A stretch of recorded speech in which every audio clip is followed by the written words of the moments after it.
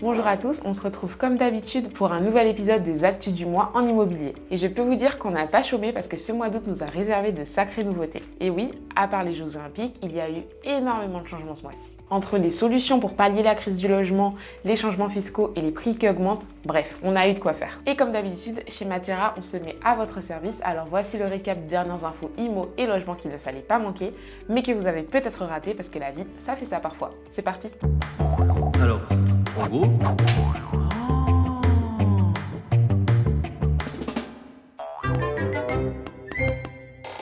Le Sénat réagit et propose de nouvelles solutions pour pallier la paupérisation des copropriétés, un phénomène très mal connu et qui pourtant concerne un grand nombre d'immeubles dégradés. Dans un récent rapport, l'Agence nationale de l'habitat a estimé que sur 750 000 copropriétés, 150 000 se retrouvent en difficulté, ce qui représente quand même 20%, ce qui est énorme. On compte également 400 000 logements indignes recensés en France métropolitaine, la moitié occupée par les propriétaires eux-mêmes qui n'ont ni les moyens de faire des travaux, ni les moyens de partir et de se reloger ailleurs. Il reste donc propriétaire d'un mal logement avec de graves conséquences sanitaires et sociales. Pour rappel, la détériorisation des copropriétés intervient lorsque les copropriétaires n'ont pas les frais nécessaires pour réaliser des travaux d'amélioration. Et du coup, la dévalorisation de leurs biens est accélérée par ce phénomène, ce qui entraîne un appauvrissement global de la copropriété. Et en fait, c'est un peu un cercle vicieux parce que les copropriétaires n'ont pas les frais nécessaires pour entretenir la copropriété, donc leurs biens perdent de la valeur. Et ensuite, les logements vacants sont vendus à des acheteurs qui ont peu de budget et donc qui ont du mal à payer les charges pour entretenir la copropriété, leurs biens et ainsi de suite. Pour aider les copropriétés en difficulté, le Sénat a donc proposé quelques recommandations, notamment pour accompagner les petites copropriétés. Les voici. Tout d'abord, le Sénat propose de créer une banque de la rénovation et de la copropriété qui interviendrait lorsque les banques refusent de prêter à des petites copropriétés. Ensuite, le Sénat propose de mettre en place un accès plus aisé au dispositif MaPrimeRénov' Petite Copropriété. C'est un dispositif qui verse à ses bénéficiaires une prime lors de la rénovation énergétique de leur logement. Aujourd'hui, pour un bénéficier, l'immeuble concerné doit être composé à 75% de propriétaires occupants, ce qui limite sa portée. Depuis le 1er janvier 2024, l'ANA a donc décidé à titre expérimental d'accorder cette aide aux copropriétés composées à 65% de propriétaires occupants au lieu de 75%. Le dispositif est aussi accordé selon certaines conditions, notamment que la copropriété ait 20 lots ou moins, qu'elle soit immatriculée au registre des copropriétés, et que l'immeuble soit achevé depuis au moins 15 ans à la date de décision d'octroi de l'aide. Enfin, la dernière proposition consiste en l'amélioration du fonctionnement des copropriétés en limitant par exemple le vote de certains copropriétaires, comme ceux qui ont un retard abusif et intentionnel de paiement, en donnant un bonus aux propriétaires occupants sur les questions d'entretien, ou encore en créant une instance encadrant la profession de syndic. Le rapport complet du Sénat propose 25 recommandations pour améliorer le fonctionnement des copropriétés en difficulté, alors qu'aucun ministre du logement en exercice n'a été nommé. D'ailleurs, ce sera sûrement au nouveau gouvernement de trancher et de faire passer les lois. Vous en pensez quoi, vous ? Vous pensez que ces solutions vont aider les copropriétés en difficulté ? Pour rappel, le statut LMNP correspond aux loueurs meublés non professionnels. Aussi appelé la plus grande niche fiscale en France, ce statut permet aux propriétaires bailleurs qui louent leurs biens en meublé de bénéficier de nombreux avantages fiscaux. On compte notamment l'intégration de l'amortissement de la structure du bien, de l'immobilier et des travaux dans le calcul de leurs impôts. Et attention, on parle d'un abattement qui peut varier de 50 à 92% selon le régime choisi. Mais bientôt, le LMNP et tous ses avantages fiscaux pourraient devenir un lointain souvenir. Voici les changements qui pourraient être envisagés, bien qu'ils ne soient pas encore actés. La baisse du seuil de passage du régime microbique au régime réel de 30 000 à 15 000 euros. La révision du calcul des plus-values lors de la cession des biens meublés avec la prise en compte des amortissements déjà déduits dans le prix de revient de l'immeuble, ce qui veut dire que le montant des amortissements déjà déduits va réduire le prix d'achat, donc la plus-value sera plus élevée et donc plus imposable. Et l'unification des régimes d'imposition dans la catégorie des revenus fonciers. Les locations meublées, comme les locations nues, dépendraient donc du revenu foncier avec dans ce cas la suppression de la déduction des amortissements pour les biens immobiliers en LMNP. Ces changements pourraient bien marquer la fin du LMNP ou plutôt le fait que ce statut est considéré comme la plus grande niche fiscale en France. Bien sûr, Rome ne s'est pas faite en un jour, alors plusieurs scénarios progressifs sont prévus dans le cadre de ces changements qui pourraient bien faire basculer l'avenir du LMNP. Si vous voulez en savoir plus, je vous mets le lien de tous les scénarios en barre d'infos. Pour rappel, le diagnostic de performance énergétique, aussi appelé DPE, renseigne sur la performance énergétique et climatique d'un logement ou d'un bâtiment en le classant de la lettre A à G, la lettre G étant la plus mauvaise. Et le DPE, ça fonctionne grâce à deux volets. La consommation d'énergie, qui donne lieu à une étiquette énergie, et l'impact en termes d'émissions de gaz à effet de serre, qui donne lieu à une étiquette climat. Le DPE a pour objectif d'informer un acquéreur ou un locataire sur la valeur verte d'un logement, de recommander des travaux à réaliser pour l'améliorer et d'estimer ses charges énergétiques, notamment si le logement est qualifié de passoire thermique, des logements particulièrement énergivores classés F et G. En revanche, tous les DPE réalisés entre le 1er janvier 2018 et le 30 juin 2021 inclus ne sont valables que jusqu'au 31 décembre 2024. Donc si vous avez réalisé votre DPE à partir du 1er janvier 2021, ce dernier est valable pendant 10 ans. Mais attention, si vous faites partie de ceux dont le DPE ne sera plus valable au 31 décembre 2024, le prix du DPE va augmenter et je vous explique pourquoi. Depuis le 1er juillet 2024, le gouvernement a décidé de durcir les règles auxquelles sont soumis les diagnostiqueurs qui réalisent les DPE. En effet, ces professionnels sont dans l'obligation de se former davantage sous peine de se voir retirer leur certification DPE. Et avec des formations plus poussées qu'il faut payer, des diagnostics qui prennent plus de temps, les prix de ces opérations vont sûrement augmenter. Certains professionnels du secteur affirment même que ces nouvelles législations pourraient entraîner des surcoûts très importants. On parle notamment d'une hausse de 10% d'ici la fin de l'année. Par exemple, pour un DPE facturé généralement 200 €, cette hausse de 10% entraîne un surcoût de 20 € à la charge du propriétaire. En revanche, certains diagnostiqueurs préfèrent ne pas augmenter leur prix en raison de la concurrence qui est déjà très rude. Et vous pensez quoi de ces nouvelles règles ?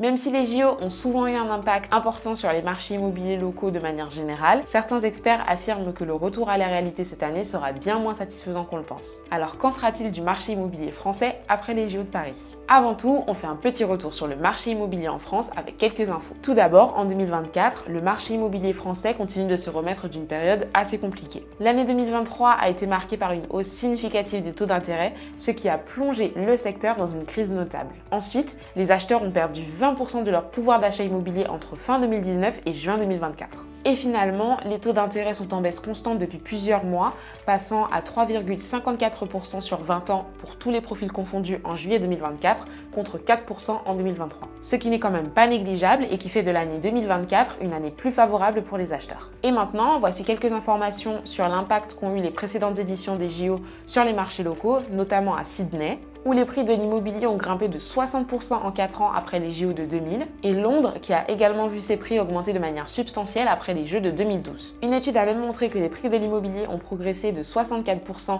entre 2012 et 2016 dans les 6 arrondissements aux environs du Parc olympique de Londres, soit 11% de plus que la hausse moyenne observée dans la capitale. Malheureusement, les tableaux sont moins beaux en France. En effet, de nombreux propriétaires ont décidé de mettre leur logement à louer pendant les JO, donc en courte durée, ce qui conduira sûrement à un ralentissement, voire à la saturation du marché locatif en ce mois de septembre. Et au niveau de la transaction, les taux ne sont pas en baisse depuis juillet 2024, malgré l'euphorie laissée après les Jeux. Malgré tout, la bonne nouvelle, c'est que de nombreuses communes autour de Paris, peu attractives sur le papier, présentent maintenant de nombreuses opportunités d'investissement. Notamment certaines communes de la Seine-Saint-Denis comme Saint-Denis, qui a bénéficié d'investissements majeurs tels que le centre aquatique, Saint-Ouen qui a partagé le village olympique avec la ville de Saint-Denis, et Duny où a siégé le village des médias des Jeux olympiques. Actuellement, les prix médians de l'immobilier en Seine-Saint-Denis s'élèvent à 4 221 € par mètre carré. S'il s'agit de la même tendance que celle des quartiers proches des sites olympiques à Londres qui ont vu leur prix augmenter de 64% entre 2012 et 2016, la Seine-Saint-Denis pourrait voir ses prix atteindre des niveaux comparables à ceux de Paris intramuros. Et vous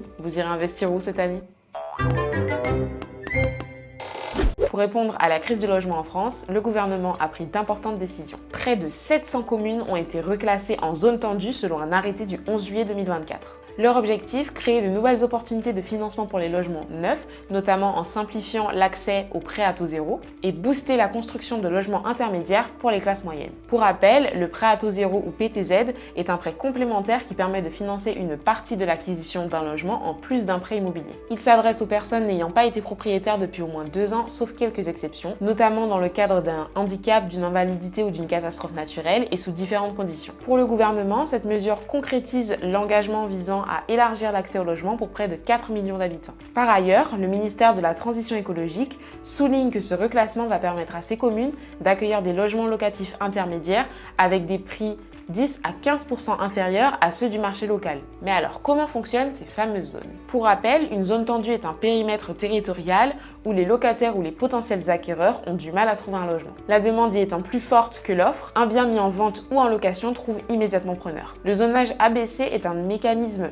pour déterminer les zones éligibles à différentes aides comme le prêt à taux zéro et pour rajuster les incitations à l'investissement locatif et à l'accession à la propriété. Ce zonage classe les territoires en fonction de la tension de leur marché immobilier, donc s'il est plus ou moins facile d'acheter ou de louer un logement. Les zones sont classées des lettres A à C, les zones A correspondant aux territoires les plus tendus. La dernière révision de ce zonage remonte à août 2014 et depuis, plusieurs ajustements partiels ont été effectués pour répondre aux évolutions du marché. L'arrêté du 4 juillet 2019 avait reclassé des villes comme Poitiers et Angers en zone B1, tandis que celui du 16 février 2022 avait révisé le classement de 57 communes, principalement en Haute-Savoie. Et en octobre 2023, un reclassement avait déjà concerné 200 communes. Avec ce nouveau zonage et la qualification de plus de territoires en zone tendue, le gouvernement accorde l'accès au prêt à taux zéro à beaucoup plus de Français qui pourront ainsi accéder à la propriété plus facilement et dans plus de zones. Et qui dit plus d'accès à la propriété, dit plus de construction de logements neufs. D'ailleurs, le but est de doubler la production de logements intermédiaires pour atteindre 30 000 unités par an d'ici 2026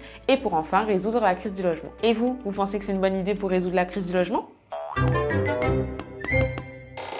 Pour la question du mois, vous nous avez demandé si un appel de fonds relatif à une résolution votée en Assemblée générale avant la vente d'un bien au sein de la copropriété est dû par le vendeur ou par l'acheteur, et je vous réponds. Alors déjà, on reprend depuis le début. À quel moment l'acheteur devient le nouveau copropriétaire? Lorsque l'acheteur a signé l'acte authentique de vente, le vendeur reçoit une notification du notaire par lettre recommandée avec accusé de réception à quelques jours d'écart tout au plus. Il s'agit de la notification de l'article 6 du décret du 17 mars 1967. Elle a pour objet d'indiquer le transfert de propriété entre l'acheteur et le vendeur, ce qui correspond donc à la date de vente. À compter de la date à laquelle le vendeur reçoit la notification, la copropriété doit considérer l'acheteur comme le nouveau copropriétaire. En ce qui concerne le paiement des appels de fonds, eh bien ça va peut-être vous surprendre, mais c'est bien celui qui est copropriétaire au moment de la date d'exigibilité de l'appel de fonds qui doit payer cet appel de fonds. Par exemple, si une vente a lieu le 29 septembre et que l'appel de fonds est le 1er octobre, ce sera donc l'acquéreur qui sera redevable de cet appel de fonds. En pratique,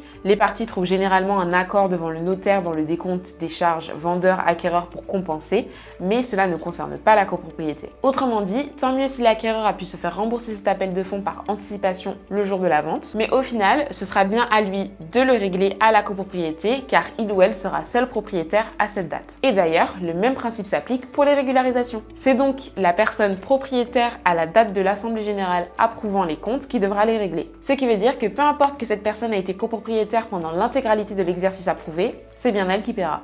Si on reprend l'exemple de cette vente qui a eu lieu le 29 septembre 2024, dont la date de l'AG approuvant les comptes de l'exercice 2024 a lieu le 1er juin 2025, ce sera donc l'acquéreur qui sera redevable ou bénéficiaire des régularisations pour l'exercice 2024. Si vous aussi vous rencontrez des problématiques similaires, envoyez-nous toutes vos questions en commentaire pour que je puisse y répondre aussi. En gros, voilà ce qui s'est passé dernièrement dans le monde de l'IMO et du logement. N'hésitez pas à mettre un pouce bleu et à vous abonner à la chaîne si vous avez aimé cette vidéo et à me dire ce que vous en avez pensé en commentaire, je vous y répondrai moi-même avec grand plaisir. À la prochaine!